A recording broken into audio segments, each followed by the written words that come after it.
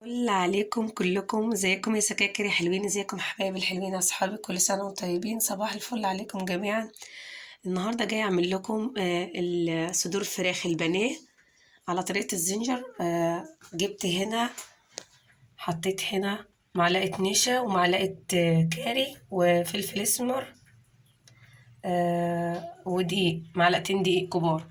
الخلطه دي اللي انا نزلت فيها صدور الفراخ، هقول لكم انا عاملاها ازاي، هكتب لكم تحت انا عاملاها ازاي. دي عبارة عن بصلاية، ورشة توم باودر، علبة زبادي،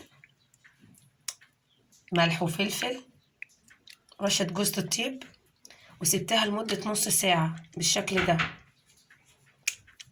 هنا عبارة عن ايه؟ هنا عبارة عن 6 بيضات، فلفل اسود وملح وحتة شطة صغيرة. دي اللي هي الفيجيتار. احنا هنضيف الفيجيتار للخلطة دي، هنخلص اللي في دي واظبطها